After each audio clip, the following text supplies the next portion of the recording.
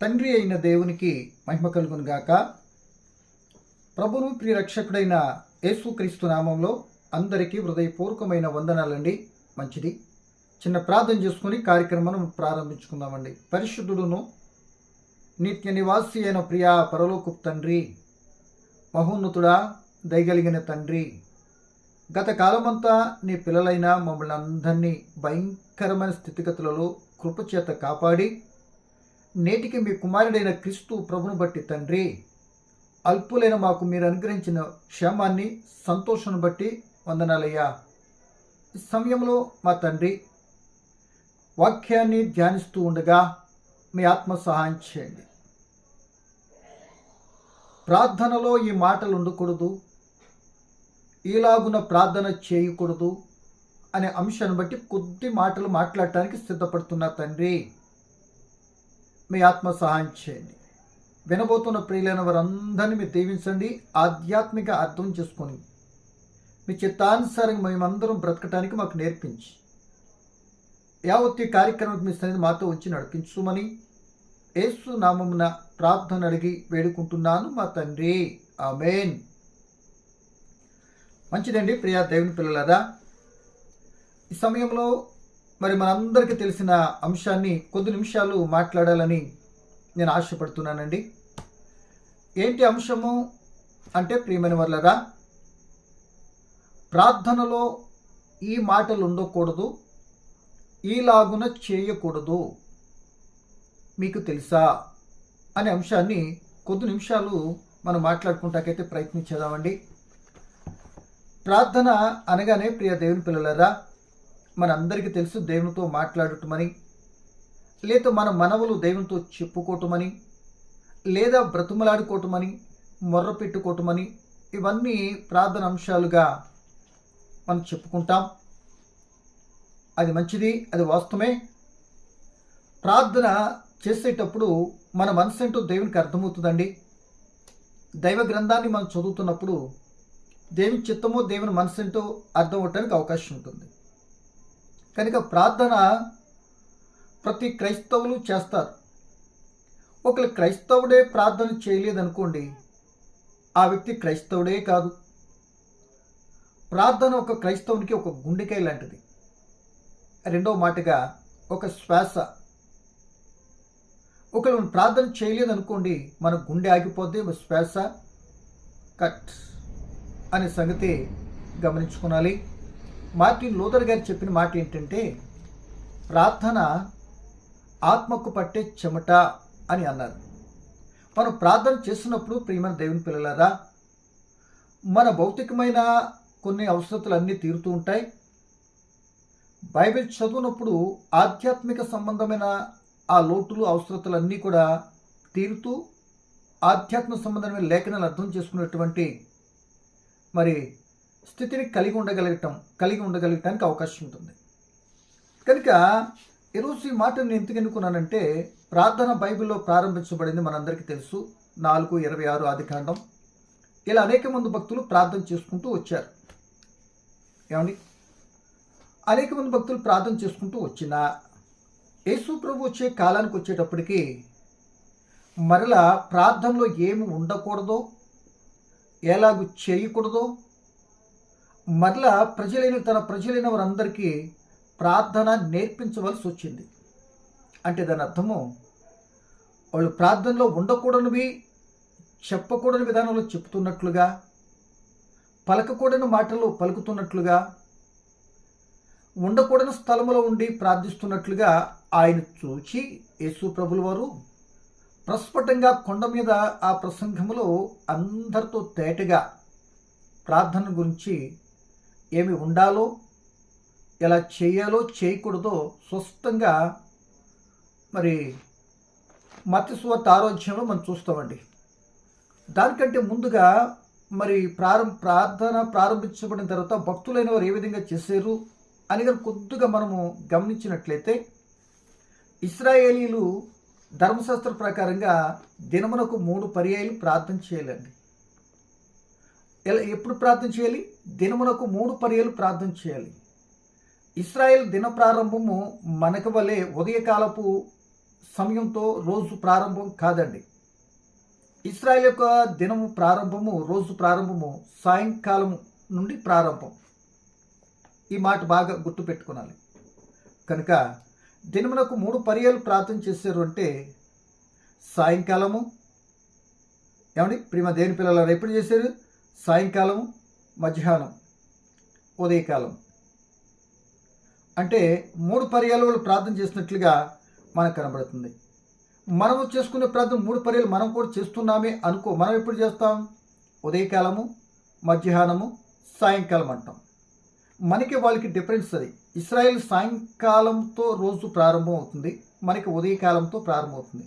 సాయంకాలం ఏమండి, ఉదయకాలం, మధ్యాహ్న కాలం అని వారికి 3, మనకు మనం కూడా చేస్తే మనం ఎలాగో చేయమనుకోండి చాలామందిని.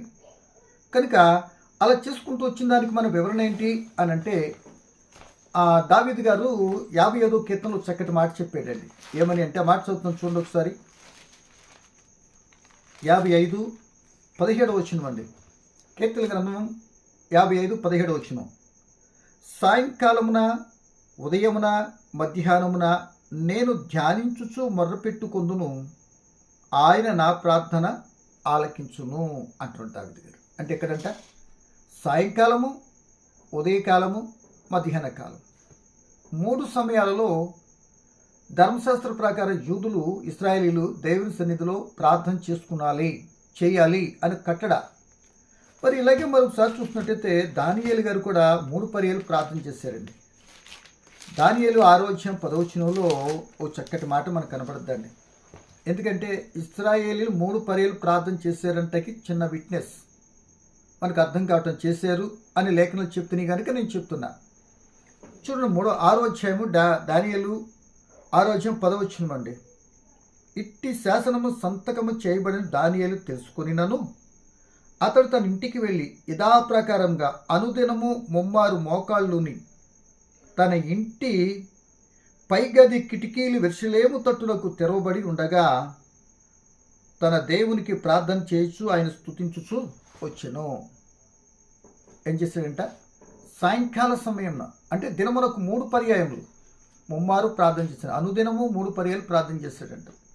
ఇంకా అపోస్తలుల గారు 3వ అధ్యాయం చదువుకుంటే ప్రార్థన సమయం 3 గంటల సమయానికి ప్రార్థనా సమయంలో శృంగారం దేవాలయానికి వెళ్ళినట్లు మనకు కనబడుతుంది. అంటే ఇశ్రాయేలీలు ప్రార్థన ప్రారంభించబడిన తర్వాత భక్తులైనటువంటి ధర్మశాస్త్ర ప్రకారం 3 పర్యాలు ప్రార్థన చేసినట్లుగా మనకు కనబడుతుంది. ఇంకా కాస్త కిందకు వస్తే ప్రియ దేవుని పిల్లలారా, మరొక మాటగా చూస్తే ముస్లిమ్స్ ఉన్నారు కదా సహోదరులు, వాళ్ళు దినమునకు 5 పర్యాలు ప్రార్థన చేస్తారు. అంటే నమాజ్ చేస్తారు, అంటే ప్రార్థన చేస్తారు. ఆ నమాజ్ చేసేది ఎక్కడ పడితే అక్కడ చేయరండి. వాళ్ళు ఎక్కడైతే ఒక స్థలాన్ని ఎన్నుకున్నారో, దర్గాగా లేకపోతే ఆ మందిరముగా ఎన్నుకున్నారో, అందరూ ఆ స్థలానికి వెళ్ళి ప్రార్థన చేస్తారు. అందుకే దేవుడు ఎక్కడా లేడు, అక్కడికి వెళ్ళి చేస్తేనే వాళ్ళు ప్రార్థన వింటారు అని ఒక స్థలానికి ఆ దేవుని పరిమితం చేసినట్లుగా వాళ్ళ స్థితి కనబడుతుంది. కరెక్ట్ కాదు.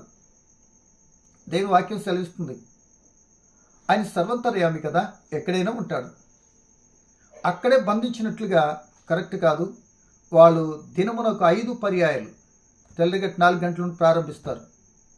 ఏమండి? అలా ఉంది. కానీ నేటి క్రైస్తవులు అయితే మనం ఎంత చేయాలి ప్రార్థన?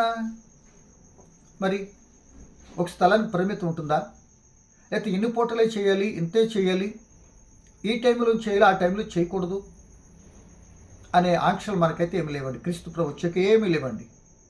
ప్రార్థన ఎక్కడైనా, ఎప్పుడైనా, ఎవరితో కలిసైనా, ఏ స్థలం అందైనా, ఏ ఊరిలోనైనా, రాత్రి అనక పగలనక, నిష్టం సమయం అనక అసమయం అనక, ఎప్పుడైనా నీ అవసరతను బట్టి, లేకపోతే దేవుని కృతజ్ఞత చెల్లించడానికి నీ చేసిన మేలుని బట్టి ఎప్పుడైనా కానీ తప్పనిసరిగా నువ్వు దైవ సన్నిధానానికి ఎక్కడుంటే అక్కడ ఆ స్థలంలో నువ్వు దేవునికి ప్రార్థన చేసుకోవచ్చు. No problem. స్థలానికే పరిమితమని, లేకపోతే వ్యక్తులతోనే పరిమితమని, లేదా మందిరంలో చేసుకున్నాలి అనేటటువంటి ఆంక్షలేమీ కూడా క్రీస్తు ప్రభు వచ్చిన తర్వాత ఏది లేదండి అని సంగతిని గమనించుకోవాలి. ఎప్పుడైనా చేయొచ్చు. ఎప్పుడైనా చేయొచ్చు. కనుక ఈ విషయం గమనించుకోవాలి. అంటే నీకు నాకు బాధ వచ్చిన బాధ చెప్పి రాదు, పలానా టైంలోనే వస్తాయి అనేటువంటి విధానము లేదు. కనుక మనకి కలిగినప్పుడు లేదా బాధ కలిగినప్పుడు అవసరం కలిగినప్పుడు వెంటనే దేవునికి మనం ఏం చేయొచ్చు, ప్రార్థన చేసుకోవచ్చు. అంటే ప్రార్థన ఆలకించువాడు. 65వ కీర్తన 2వ వచనంలో ఏమంటాడంటే, ప్రార్థన ఆలకించువాడా సర్వ శరీరులు నీ యొద్దకి వస్తారు. ఆయనకు ప్రార్థించినప్పుడు మరి నిజంగా ఆయన విన్నానంటే ఆయన విని మనకి ఆ పరిస్థితిని తప్పిస్తాడు. కనుక ఆయనే ప్రార్థన ఆలకించువాడు. ఆయన ఆలకిస్తాడు కనుకనే తన కుమారుడైన క్రీస్తు ప్రభు భూలోకం పంపించి ఆనాటి కాలంలో ప్రార్థన చేసుకుంటూ వచ్చినటువంటి వారు మర్చిపోయారు. ఏ మాటలు ఉండాలో ఎక్కడ చేయలేని పరిస్థితులు, వారు ఇష్టానికి త్రిలోదకాలు ఇచ్చేసి కరెక్ట్గా ప్రార్థన చేసే స్థితిలో లేరు ఇప్పటికీ యేసు ప్రభు వచ్చే కాలానికి. కనుక ఆ సందర్భాలలో అనేక మంది ప్రార్థనలు చేశారండి, అనేక మంది ప్రార్థన కూడా చేశారు. కనుక ఈ సమయం మనం ఆలోచించదగ్గ విషయం ఏంటంటే, ప్రియమైన దేవుని పిల్లలారా, ఇక పాత నిబంధన గ్రంథంలో కూడా చాలామంది ప్రార్థన చేశారు. మనం చెప్పుకున్నాం కదా, యూదులుగా 3 పర్యాలు చేశారని. యేసు ప్రభు వచ్చిన తర్వాత ప్రియమైన దేవుని పిల్లలారా ఏమన్నాడంటే, ఇప్పుడు అసలు పాయింట్ మీద మనం అనుకున్నది మనం ఆలోచించిన ప్రయత్నించాలి. ఏంటి అంటే, ప్రియమైన దేవుని పిల్లలారా, ప్రార్థనలో మరి ఏ మాటలో ఉండకూడదు, ఎలాగూ చేయకూడదు, నీకు తెలుసా అనే అంశం అనుకున్నాం. కనుక కొద్దిపాటి వివరణ ప్రార్థన గురించి మీకు ఇచ్చానండి. అప్పుడు ఎలా చేశారు, ఇప్పుడు క్రీస్తు ప్రభు వచ్చేటప్పటికి మరలా చెప్పవలసి వచ్చిందని ముందుగానే మీకు జ్ఞాపకం చేసింది ఇందాక. మరొకసారి వాక్యాలు చదువుకొని పూర్తి వివరణలోనికి మనం వెళ్ళడానికి ప్రయత్నించాం. ఇది చాలా ఇంపార్టెంట్ విషయం అండి. ఈ రోజున ప్రార్థన అనగానే ఎవరికి తోచిన విధానాలు వాళ్ళు చేసేస్తారు. ఎవరైనా పాస్టర్ గారు ప్రార్థన చేస్తున్నారనుకోండి, వెనకాల ఒక బృందం ఉంటుంది. అగునుగాక, చేసేయి, అలా ఉంచేయి. ఏంటండి మాట్లాడతాం, కానీ దాంట్లో ఏలేటట్టుమే కదా. ఎక్కడుంది బైబిల్ అలా వేసేయి తీసేయి? అవునుగాక ఏంటిది? ఆయన ఎవరో ప్రార్థన చేస్తున్నారు, దైవజనులు, మంచిది. ఆమెనంటూ నువ్వు అలా జరిగించు నాయన, నువ్వు ఆమెనంటూ నువ్వు ఒప్పుకున్నట్టు అదంతా. మళ్ళీ సంభాషణ ఎందుకు మధ్యలో? ఏంటో ఇక ఎవరు తోచిందో వాళ్ళకే. ఎవరో ఒక అనాలోచిత పరుడు ఇష్యూ చేస్తాడు. అది అలా ఉందా లేదా, చేయొచ్చా చేయకూడదు మనకు అనవసరం. వింటానికి ఇన్సొంపుగా చక్కటి మాటలు అలా చేయించుకునే వ్యక్తి కూడా అందరూ కూడా ఇలా అనేసారు కదా అనుకుని ఆయన తృప్తిపడతాకి బాగా కనిపెట్టేసి కరెక్ట్ కాదు, చెయ్యి, ఆమెను అందరితో పాటు ఏకీవించి ఆ ప్రార్థన చేసిన ప్రార్థన అంతటికి మనందరూ ఆమెను అన్నాం అనుకోండి, అలా అగునుగాక. అలా చేస్తున్నందుకు నీకు వందనాలు మనం ఆల్రెడీ ఒప్పేసుకుంటున్నాం కదా, చెయ్యని మనం కూడా ఆమోదిస్తున్నాం కదా, అడుగుతున్నాం కదా. మధ్యలో ఎలాంటి బృందం సరే అవి పక్కన పెడదాం. ఇప్పుడు మనకు కావాల్సింది మత్తయి సువార్త 6వ అధ్యాయం మనం చదువుకున్నట్లయితే మరి ఎలా చేయకూడదు అనే ఒక మాట మనం చదువుకుందాం. ఒకటి గుర్తుపెట్టుకోండి. తర్వాత ప్రార్థనలు ఏ మాటలు ఉండకూడదు అనేది 2. ఒకవేళ ఉంటే ఏ మాటలు ఉండాలి, అలా ఉందా లేదని నువ్వు నన్ను నేను పరిశీలన చేసుకుంటూ ప్రార్థన అది దేవుడు మనకిచ్చినట్టు ఒక ప్రత్యేకమైనటువంటి సాధనం, ఆయుధం. ఆ ప్రార్థనతో దేనినైనా జయించడానికి నువ్వు మనం ప్రార్థిస్తే దాన్ని జయించే శక్తి దేవుడు ఇస్తాడు.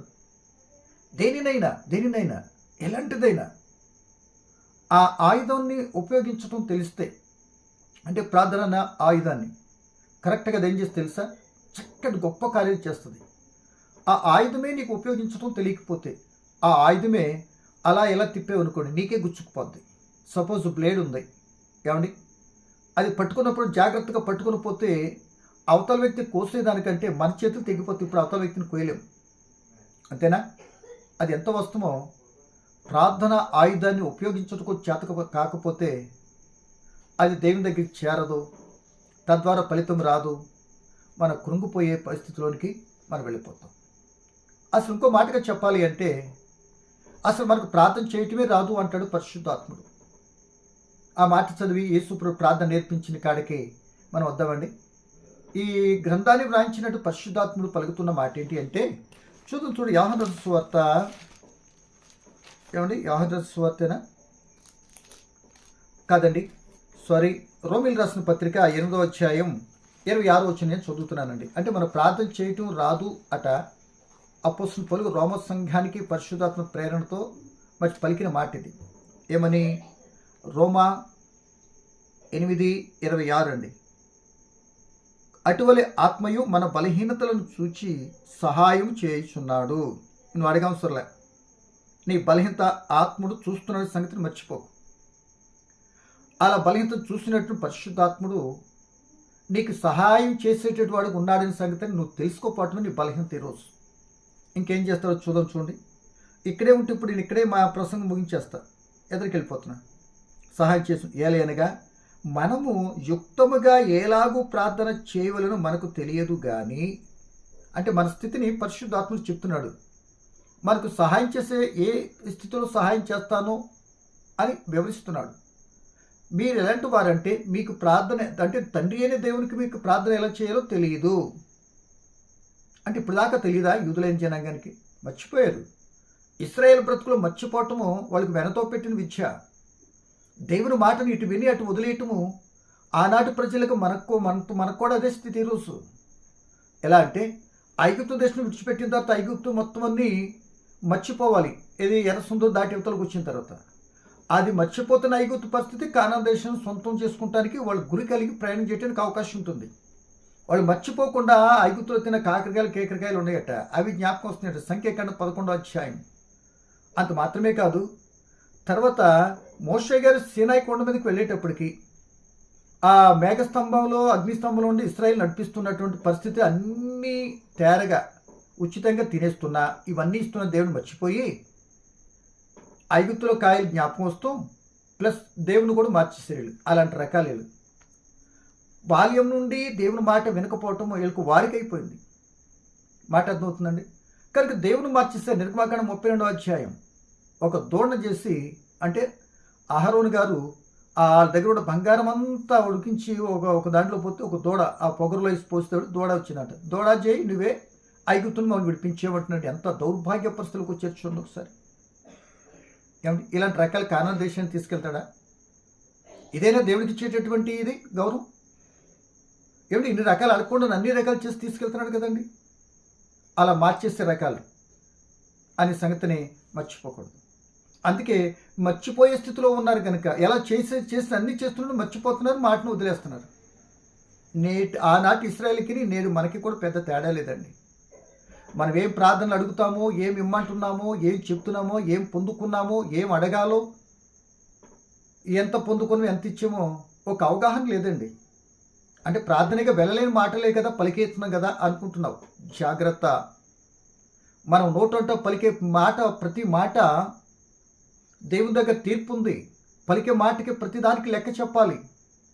పలికే మాటను బట్టి దేవుడు ఎలా నిర్ణయిస్తాడు తెలుసా? నువ్వు నీతిమంతుడు అవినీతిమంతుడువో ఆటోమేటిక్ మన మాటలే సాక్ష్యం చెప్పేస్తాయి.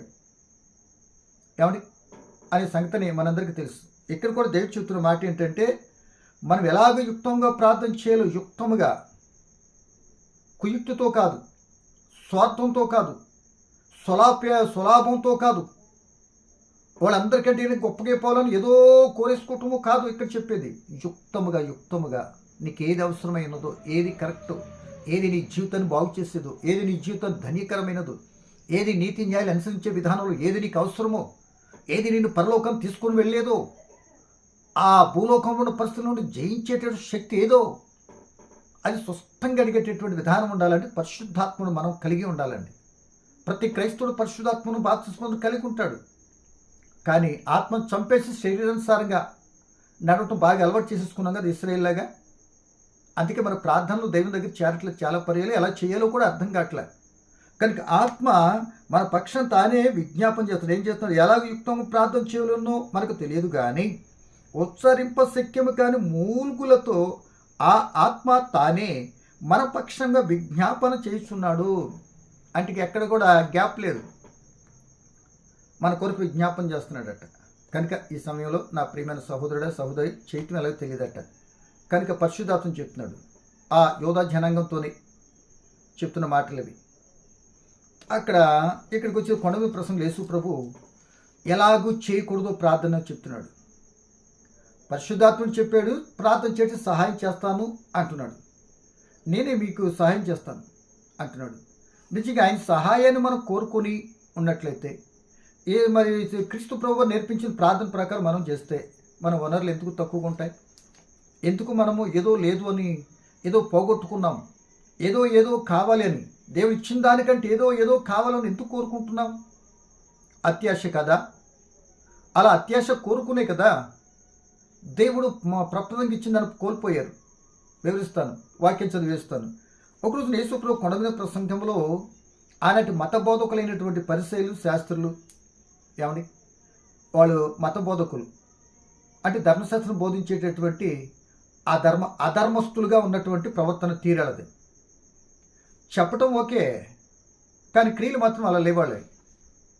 అంటే రెండు రకాలుగా మనిషి ఉంటాడు అన్న సంగతి ఆనాడే యేసుప్రభు గమనించి చెప్తున్నాడు. ఈ రోజున మనం మాత్రం ఏంటి, చెప్పేటట్టు వారికి ఉన్నటువంటి వారు చెప్పేదొకటి చేసేదొకటిగా ఉండటంలో అనేక మంది ఆ సంఘంలో ఉండాలా, ఆ బోధన అనుసరించాలా లేదా అని తత్వమైపోతూ నలిగిపోతున్నట్టు ఎంతమంది లేరు?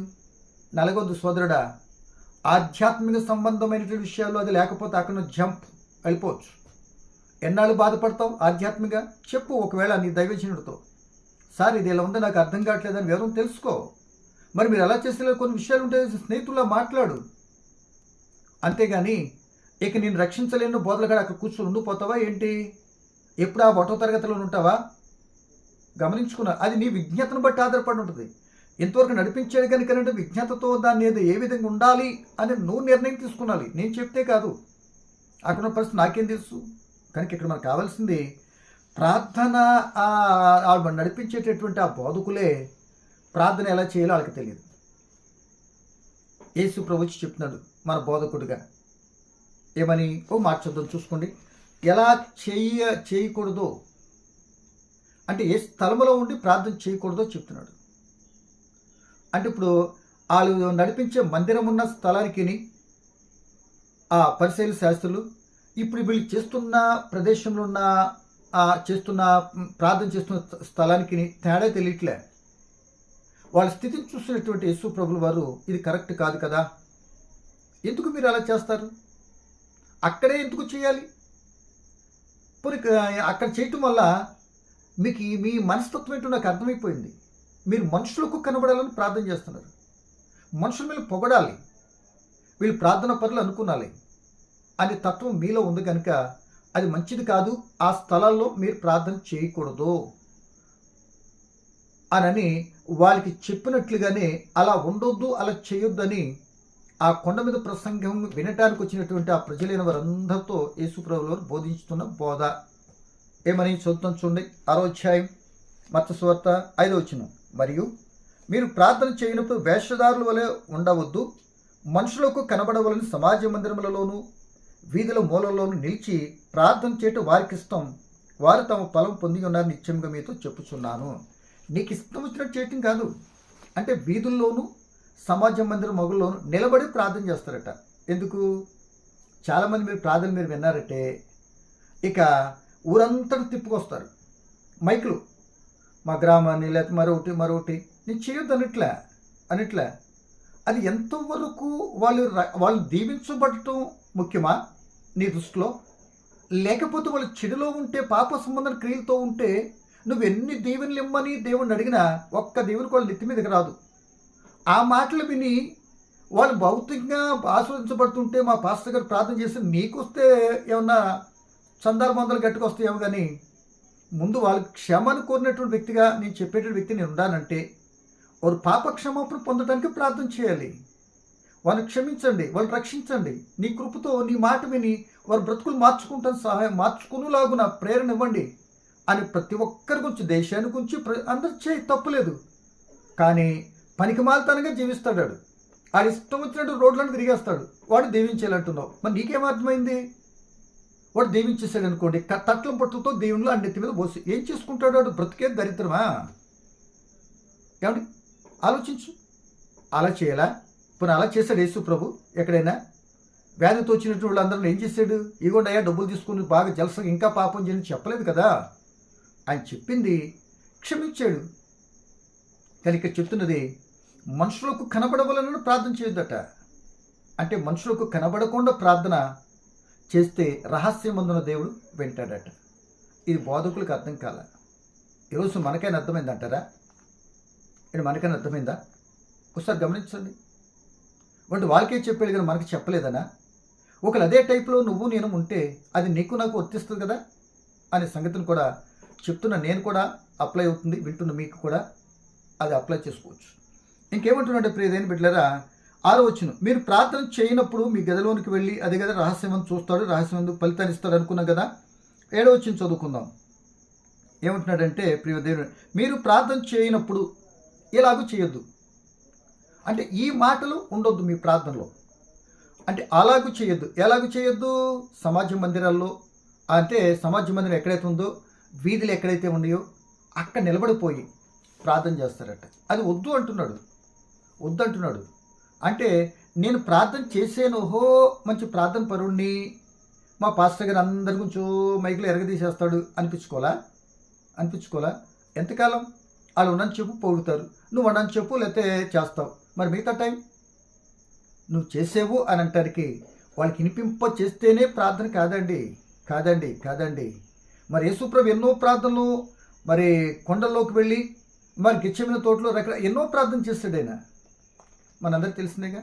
కనుక ఇక్కడ మాత్రం చెప్తున్నమాట, నువ్వు అంటే ప్రార్థన చేసేటప్పుడు అలా చేయొద్దు. సమాజ మందిరంలో వేషధారుల వలె చేయొద్దు. ఆ వేషధారులు ఎవరంటే పరిసయ్యులు, శాస్త్రులు. ఏమండి కింద మాట చెప్తున్నాడు ఏమిటంటే, ఇంకా చెప్పుకుంటూ వస్తూ 7వ వచనం, మరియు మీరు ప్రార్థన చేయనప్పుడు అన్యజనులు వ్యర్థమైన మాటలు ఉచ్చరింపవద్దు. అన్యజనులు అంటే క్రైస్తవుడైనటువంటి వాడు, దేవుని నమ్ముకున్నటువంటి వ్యక్తి, నమ్ముకున్నట్టు అన్యజనులుగా ఉన్నటువంటి వారి యాక్టివిటీస్ వలె నువ్వు ప్రార్థన చేస్తున్నావు అంటే నువ్వేం మారినట్టు ఉంది ఇక్కడ మాట. అంటే అన్యుల్లో నుండి క్రీస్తులోనికి వస్తాము, లేకపోతే అన్యుల్లో నుండి కదా యోధా జనాంగంలోనికి వచ్చినటువంటి విధానంగా దేవుని పిల్లలుగా అయినటువంటి వారు ఆయన ఏర్పాటు చేసుకున్న జనాంగం ఉంటారు కదా. వీళ్ళు పక్కనున్న అన్యజనుల వలె వాళ్ళు ఆచార వ్యవహారాలుగా వ్యర్థమైన మాటలు మాట్లాడుతున్నారట. ఏమంటే వ్యర్థమైన మాటలు మాట్లాడుతున్నారట. ఎలా కుదురుద్దండి? వ్యర్థమైన మాటలు. ఒక రోజున ఇశ్రాయేలీలు అహాబు రాజు కాలంలో మరి వర్షము అంటే దేవుడిని అంటే 2 తలంపుల మధ్యలోకి వెళ్ళిపోయారు. ఎవరు దేవుడు కూడా మర్చిపోయారు ఇశ్రాయేలీలు. 2 తలంపుల మధ్య నలిగిపోతున్నప్పుడు ఒక పందెం పెడతాడు ఏలియా గారు, ఒక పశువుని వధించండి, నిప్పు ఏమి వేయకుండానే అది బర్న్ అయిపోవాలి, అంటే కాలిపోయి బూడిదైపోవాలి అంటాడు. ఓ ఎస్ అని అనుకుని ఆశ్చర్య దేవత భక్తులు 450 మంది ఉదయం నుండి సాయంత్రం దాకా ప్రార్థన చేసేస్తారు, కత్తులతో కోసేసుకుంటారు, రక్తాలు కార్చేస్తారు. అయినా ఆ కట్టె ఆ బలి పశువు దగ్గర ఉన్న వధించిన పశువు కాలి బూడిదవ్వలేదు, వీళ్ళకి రక్తాలు వచ్చినాయి. ఏమండి ఎవరో వినలే. ఏలియా చూశాడు. సాయంకాలం నైవేద్య వేళను అవన్నీ కూడా పడగొట్టాడు, బలిపెట్టి చక్కగా పేర్చాడు, చిన్న ప్రార్థన చేశాడు. వెంటనే ఏమైంది తెలుసా? ఆ కందకాన్ని అంతా కూడా ఇలా తడపలేదు, ఇదైతే బాగా తడిపించాడు, పశువును వధించాడు, ప్రార్థన చేశాడు. వెంటనే ఆ పశువు ఆకాశంలో అగ్ని వచ్చి కాల్చేసింది, బూడిదైపోయింది. జై జై ఇశ్రాయేలీలు, యెహోవా దేవుడే జైలు కొట్టారు. వెంటనే 450 మందిని పట్టుకున్నాడు, కిషును వాగు దగ్గర తీసుకుని వెళ్ళాడు, 450 మందిని వధించేసి. అంటే ఈ మాట ఎందుకు చెప్తున్నా అంటే, రాజుల గ్రంథము 18వ అధ్యాయం మొత్తం టోటల్గా చదవండి. 18, 17, 18, 19 అధ్యాయాలు చదివితే చాలా ఇంకా నీట్గా ఉంటుంది. ఏమండి మరి సమయాన్ని బట్టి విషయమైతే మీకు తెలియపరిచాను, మీరు చదవటానికి ప్రయత్నించండి. కనుక ఇప్పుడు మనకు అలా వ్యర్థముగా వాళ్ళ ఆ చేసినంత మాత్రాన్ని ప్రార్థన అనేది దానికి పేరు పెట్టారు, బయలుదేవతలకు చేసేటటువంటి వారు. వాళ్ళకి మనకి తేడా లేనట్టుగా వ్యర్థమైన మాటలు మాత్రం మీరు ఉచ్చరింపవద్దు, పలకొద్దు. వ్యర్థమైన మాట అంటే ఏది? పోనీ వ్యర్థమైన మాట అంటే ఏది? అంటే నీ జీవితాన్ని పాడు చేసేటటువంటిది. అంటే లోక సంబంధమైనవేవేవో గుంతమ్మ కోరికలు కోరటం కాదు ప్రార్థనలో.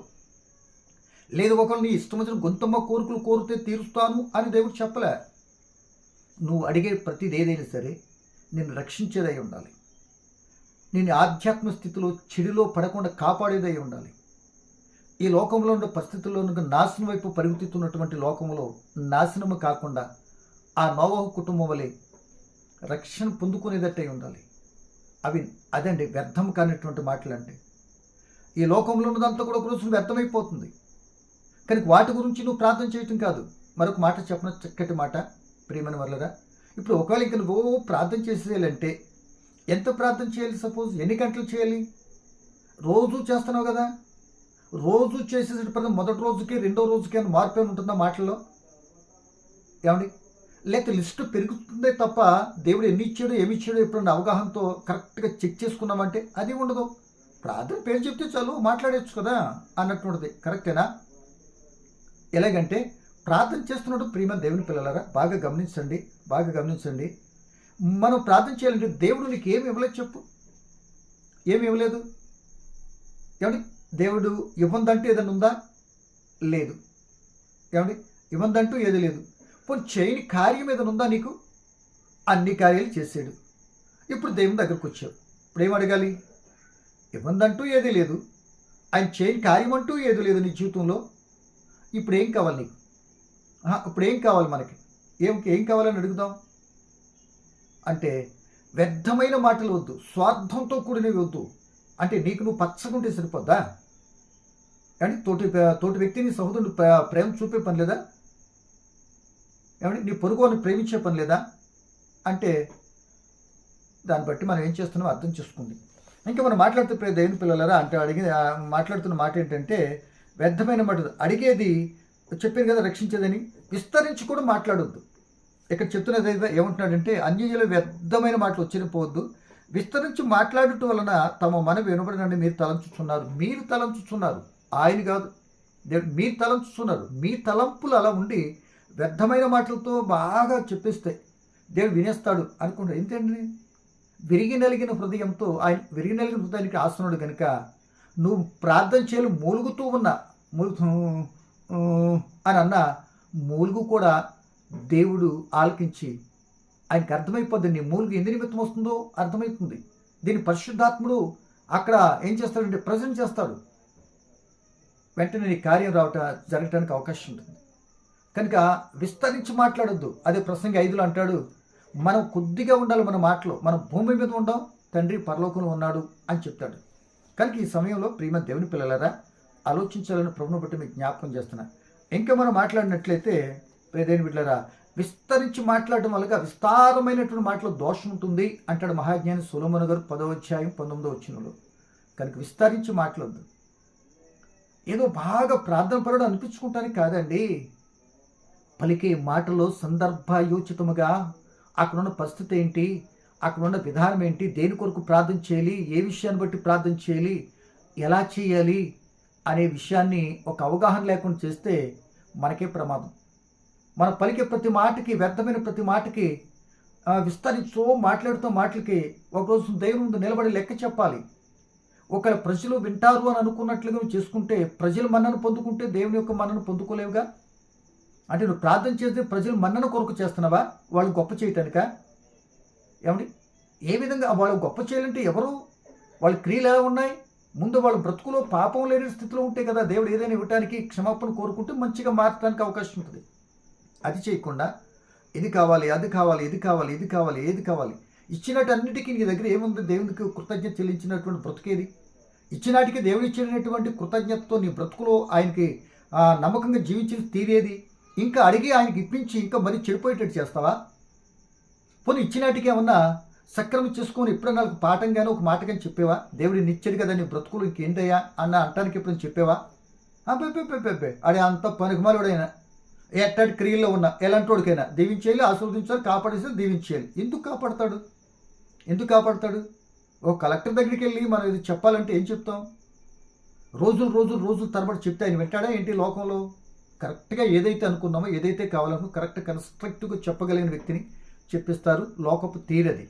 లేకపోతే షడా బయటికి వెళ్ళి పంటాడు కదా. కానీ ఈ సమయంలో నేను చెప్పే మాట ఏంటంటే ప్రార్థన ప్రియదేవుని బిడ్డలారా ఎక్కడ పడితే అక్కడ చేసేది అంటే అందరూ చూడాలి అని అనుకొని మనుషులు కనబడాలని చేసేది ఆ స్థలంలో చేయొద్దు. 1. 2 ప్రియదేవుని బిడ్డలారా రెండో మాట ఏమన్నా అన్యజనుల వలె వ్యర్థమైన మాటలు ఉచ్చరింపవద్దు. 2. 3 విస్తరించి మాట్లాడవద్దు. 4 అడగక ముందే నీ అవసరత ఏంటో ఎరిగినటువంటి దేవుడు. ఏమంటే మాట అర్థమవుతుంది కదా. 3 చెప్పేసాను, 4వ మాట చెప్తున్నాను. అడగక ముందే నీకు అర్హతగా ఏదుందో ఆయనకు తెలుసండి. ఆయన తెలుసు. ఏమండి ఎన్ని ఇచ్చాడండి అడగకుండానే. అడుగుతున్నావు అంటే ఆయన అడుగువాని అందరికీ ఫలం దయచేవాడనియు ఒకటి. నువ్వు అడిగిన వాటికంటే ఊహించిన వాటికంటే ఎక్కువగా దయచేస్తాడని నమ్మకం ఉండాలి కదా. నమ్ముట నీవంతైతే నమ్మవానికి సమస్తము సాధ్యమే. అడగండి. అడిగేటప్పుడు ఆయన ఏ మాట అయితే చెప్పాడో ఆ మాట యందు నువ్వు ఉండాలి. ఆ మాట ఆయన మాట మనలో ఉండాలి. అప్పుడు ఏది అడగాలో నీకు తెలుస్తుంది. అదే కదా యోహాను సువార్త 15:7 చెప్తున్నాడు. అలా ఉండి అడగాలి. అడిగితే తప్పనిసరిగా దేవుని వాక్యము దేవుని మాట నీలో నాలో మనలో ఉంటే పరిశుద్ధాత్ముడు ఉంటాడు కనుక నీ బ్రతుకుకి ఏది కావాలో అది అడుగుతావు. చిన్నపిల్లలు బ్లేడ్ ఇవ్వమన్నారు అనుకుంటే చాకు బ్లేడ్ ఇచ్చేస్తావా? ఎందుకంటే వాళ్ళకి నష్టం. కొన్ని ఇవ్వనంత మాత్రాన మనం ఏదో అయిపోనవసరలే. కానీ ఒకనొక టైం వచ్చినప్పుడు తప్పనిసరిగా నువ్వు అడిగిన దానికి ఎక్కువ ఇవ్వటానికి సంస్కృతితో నీ ఎడల ఉన్నాడు. ఇప్పుడు ఇవ్వనంత మాత్రం కుంగిపోకుండా ముందుకు నీ జీవితం సాగించుకుంటూ వెళ్తూ ఆయన సాహసం విడిచిపెట్టకుండా ఉంటూ పాపంలో పడకుండా నీ సొంత ఉద్దేశాల ప్రకారం వెళ్లకుండా ఉంటూ ముందుకు సాగుతూ ఉన్నట్లయితే తప్పనిసరిగా నువ్వు అడిగిన దానికంటే ఎక్కువ ఇవ్వడానికి సంసిద్ధంతో ఉంటాడు. ఇక్కడ చెప్తున్న మాట ఏంటంటే అడగక ముందే ఆయనకి అంతా తెలుసు. ఎందుకంటే మనం కూర్చుంటాం లేవటం మనం ఎక్కడ ఉంటున్నామో అన్నీ తెలుసు. ఎందుకంటే ఆయన ఆన్లైన్లో పైనుండి చూస్తాడు. ఏమంటే అందరిని పరిశీలన చేస్తాడు ఆయన. రహస్యాలు అంటూ ఏది ఉండదు ఆయనకి. అంటే నీ మనసు నీకు తలంపు పుట్టక క్రితమే నీ ఆలోచన ఎరిగినటువంటి వాడు. నువ్వు వస్తున్నావంటే దేవుని దగ్గర ఇప్పుడు వచ్చి స్వార్థంతో వస్తారు అనేక మంది. నా పిల్లలు, నా ఇల్లు, నా బిడ్డలు, లేకపోతే ఇంకోటి నా ఏరియా. ఇదేనా ఏమండి? అది చేయొద్దంటలే. ఇక అదేనా? ఇంక వేరే దాని బయటికి రావద్దా? కనుక అలా అడగక ముందే ఆయన తెలుసా తెలీదా? మనం అంతా తెలుసు. అందరి మనసులు ఏకరీతిగా ఎరిగినటువంటి వాడు. తలంపు పుట్టక క్రితమే మన స్థితి పరిస్థితి ఎరిగినటువంటి వాడు కనుక నువ్వేది ఉంచుకొని ఏది చేస్తున్నావో అంతా తెలుసు. నువ్వు అడిగింది ఇవ్వాలో ఇవ్వకూడదో డిక్లేర్ చేసి ఇచ్చేది కూడా ఆయనే. అది ఇస్తే నువ్వు ఆయనకు ఉపయోగపడతావో, అది ఇవ్వటం కారణంగా నువ్వు దారి తప్పుతావో మన స్థితి అంతా కూడా తెలుసు కనుక ఆయన ఎరిగినటువంటి వాడు ఎప్పుడు ఇవ్వాలో తప్పనిసరిగా తగిన కాలం మంది ఇవ్వటానికైనా ఇష్టపడతాడు. కనుక ఆదాములకి ఆదాములు అడిగితేనే దేవుడు ఇచ్చాడా? అడగకముందు అన్నీ ఇచ్చాడు లేదా? అడగకముందు అన్నీ ఇచ్చాడు. ఏమని పొందుకున్నారు మనందరికీ తెలుసు. మరి నీకు నాకు ఎందుకు ఇవ్వడం అనుకుంటున్నావు? ఇప్పుడు ఆయన చిత్తానుసారంగా ఉన్నప్పుడు అడగకముందే అన్నీ ఉంటాయి. ఆయన చిత్తాన్ని మీరినప్పుడు ఆయన అడుక్కునే పరిస్థితి కావాలి. ఆ అడిగేటటువంటి పరిస్థితి ఎలా ఎదురై ఉండాలి? ఆయన అడగకముందే ఏదైతే ఇచ్చాడో అప్పుడు ఎంత క్షమ ఉందో అట్టి స్థితిలోనికి వెళ్ళాలి. అంటే ఆయన చిత్తానుసారంగా బ్రతికే స్థితిలో ఆయన చిత్తానుసారం అడిగే విధానంలోనికి మనం వెళ్ళాలి. అప్పుడు పొందుకుంటాం ఈజీ. అంత మాత్రమే కాదు, మనం అడిగిందల్లా పొందేసుకున్నాము, నాకు వచ్చేసింది అని నమ్మాలట. అదే మార్కు సువార్త 11:24 చెప్తున్నమాట. మనం అడిగిందల్లా పొందుకున్నాం, వచ్చేసింది, నేను ఎదుగో నాకు వచ్చేసింది అన్నట్టుగా ఉండాలట. ఉందా అంత నమ్మకం? అడుగుతూ నీవంతు నా అడుగుని సమస్తం సాధ్యమన్నమాట మనకు గుర్తుందా? ఉంది, కానీ మనం పట్టించుకోంగా. కానీ ఈ సమయంలో చెప్పేది ఏంటంటే ప్రియ దేవుని బిడ్డలారా, ప్రార్థన శిష్యులకు నేర్పించాడు. యోహాను శిష్యులు నేర్పించావు కదా, మాకు నేర్పించంటే అప్పుడు ప్రార్థన నేర్పించాడు. ఏమని నేర్పించాడు తెలుసా? యేసు ప్రభు లోకసువార్త 11:1 ఇదిగో ప్రార్థన ప్రారంభించేటప్పుడు కూడా ఇలాగే ప్రారంభించాలి. ఎవరైనా పరలోకమందున్న మా తండ్రి, ఆయన తండ్రి, నువ్వు కుమారుడు కుమార్తె బిడ్డలు, మనం నానా నాకు ఇది కావాలి అని అడగాలి. ఏమండి? పరలోకమందున మా తండ్రి ఇది కావాలి, నాకు ఇలా ఇవ్వండి. మీ కుమారుడు క్రీస్తు చెప్పారు, ఆయన నామమును బట్టి నిన్ను అడుగుతున్నాను అన్నది షెడ్యూల్, ఖరారు ఇలా ఉండాలి. చాలామంది ఎలా చెప్తున్నారు, ఏసునైనా వందనాలు, ఏసయ్యా నాకు అది చేసిన ఇది చేసినైనా. యేసు ప్రభువేమో పరలోకమందున్న మా తండ్రి అని ప్రారంభించి అడగండి అని అడిగితే ఏసునైనా మళ్ళీ ఏసునామమున తండ్రి, ఏసునామను అడుగుతున్నాను తండ్రి అంటావా? కరెక్ట్ కాదుగా. ఒక్క ఈ మాటని కొద్దిగా మీకు ఇబ్బందిగానే ఉండొచ్చు. ప్రారంభము పరలోకమందున మా తండ్రితో, ఘనమైన తండ్రి అంటావు, పరిశుద్ధుడైన తండ్రి అంటావు, సకల ఆశీర్వాదాలకు కారణభూతుడైన తండ్రి అంటాం, నీ ఇష్టం. ఈ పదాలన్నీ కరెక్టే. తండ్రితో ప్రారంభించి నీ లిస్ట్ అంతా చెప్పి మీ కుమారుడి క్రీస్తు ద్వారా ఇవన్నీ మాకు దయచేయమని అడుగుతున్నాను తండ్రి అనాలి. ప్రార్థన ముగింపు అలా ఉండాలి. ఉందా అలాగే? అలా ఉంటే కరెక్ట్. ఇకపోతే యేసుప్రభు ప్రార్థన నేర్పించినటువంటి ఆయన కూడా ప్రార్థన చేశాడు. శత్రువుల కొరకు ప్రార్థన చేశాడు. శత్రువు ప్రేమించని శత్రువు కొరకు కూడా ప్రార్థన చేయండి అని చెప్పాడు. కనుక ప్రియ దేవుని బిడ్డలారా, ఈ రోజున మన ప్రార్థనలో వ్యర్థమైన మాటలుంటే విడిచిపెట్టే. అన్యజనుల వలె ప్రియ దేవుని బిడ్డ, అన్యజనుల వలె వ్యర్థమైన మాటలు విడిచిపెట్టు. విస్తారమైన మాటలు విడిచిపెట్టు. అడగక ముందే నా అవసరతలను తెలుసు కనుక ఏమి అడగాలి, ఏది లేదు నా దగ్గర, ఎంత విశ్వాసంతో అడగాలని గుర్తుపెట్టుకో. మనుషులు కనబడాలి అనేటట్టుగా ఎక్కడ పడితే అటు మోకాలు వేసేసి లేదు మరో రకంగా ప్రార్థన చేయకు. రహస్యం మందు చూస్తున్నాడు దేవుడు. నేనేదో ప్రార్థన పడి అనిపించుకుంటూ చేయొద్దు. కనుక ప్రార్థనలో ఇవి ఉండకుండా నువ్వు ప్రార్థన చేస్తే, మంచి మనసాక్షి కలిగి మనం ప్రార్థన చేస్తే తప్పనిసరిగా వింటాడు. అలా వ్యర్థమైన మాటలు ఏవేవో ప్రార్థన చేస్తుంటే ఆయన కాదు అన్నాడు కనుక విస్తరించి వ్యర్థమైన మాటలు లేకపోతే అందరు మనుషులు చూసినట్టుగా మనం ప్రార్థన చేస్తున్నామంటే ఆజ్ఞను అతిక్రమిస్తున్నట్టే కదా. ఆజ్ఞను అతిక్రమిస్తే పాపం కనుక ఆ యెషయా గ్రంథం 59లో మీ మాటలు నాకు వినబడట్లేదబ్బా, మీ దోషంలో నేను చెప్పిన మాట వినుకొని మీరు చేస్తున్నారు కనుక అడ్డు వస్తున్నాయి. ఒకడు హృదయంలో పాపం లక్ష్యం పెట్టుకొని ప్రార్థన చేస్తే వినను అన్నాడు. అంటే ప్రార్థన వినకపోవటం కారణాలు ఏంటో రేపు చిత్తమైతే మరొకసారి మాట్లాడతాను. కనుక ఇక్కడ మనకు కావాల్సింది ఏంటంటే ఆయన వద్దు అన్నవి నీ ప్రార్థనలో ఉండకూడదు. అవును అన్నవి రహస్యమందున్న నీ తండ్రికి ప్రార్థించి. ఎప్పుడైనా మిమ్మల్ని ప్రశ్న అడిగినా మనల్ని అడుగుకుందామా?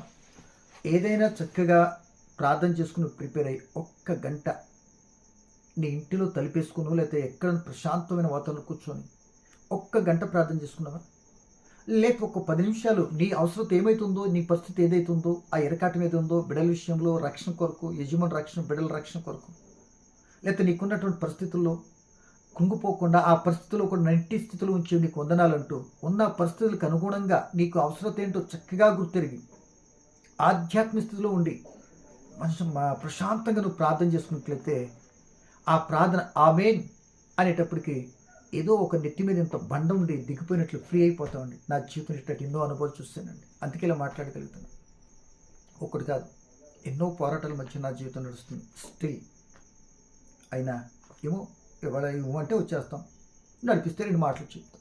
నేను కూడా ఒళ్ళు దగ్గర పెట్టుకొని జాగ్రత్తగా ఉంటాకి నాకు నేర్పించు ప్రభా అని అంటూ ముందుకు సాగటానికి ఇష్టపడతానండి. అందుకే ప్రేమతో చెప్తాను. ప్రార్థన అనగానే ఇశ్రాయేల్ అన్నీ చెప్పాను. విన్న మాటలను బట్టి ఒక్కసారి ఒక వ్యర్థమైన మాటలు మరొకసారి రెండోసారి తిరిగి చెప్తున్నానంటే కొద్దిగా ఇంపార్టెంట్ అని. కనుక ఆ వ్యర్థమైన పరిస్థితులు ఏమైనా ఉంటే ఇక్కడ విడిచిపెడతాం. తండ్రితో ప్రారంభిద్దాం. లిస్టు చెప్దాం. క్రీస్తు ముగించి నాకు దయచేయండి అని అడుగుదాం. అట్టి కృప, అటువంటి ఆలోచన, అటువంటి ప్రార్థన జీవితం దేవుడు మనకు కోరుకుంటూ ఈ మాటలు ముగిస్తున్నాను. చిన్న ప్రార్థన. పరిశుద్ధుడా పరమ తండ్రి, మీ ఘనమైన పరిశుద్ధమైన నామమును బట్టి మీ వందనాలు స్తోత్రాలు చెల్లిస్తున్నానయ్యా. ప్రత్యేక సమయంలో ప్రార్థన గురించి కొద్ది మాటలైతే జ్ఞాపకం చేస్తాను. ఇశ్రాయేలీలుగా, ముస్లింలుగా, క్రైస్తవులుగా నాయన ఎంతోమంది ప్రార్థన చేస్తున్నారు ఈ నేర్చు సమయాలని.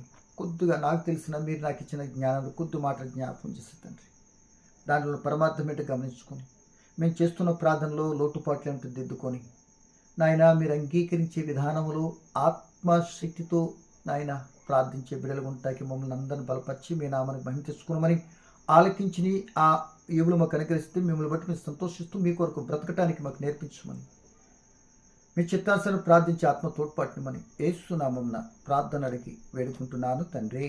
ఆమేన్. మంచిదండి. Thank you.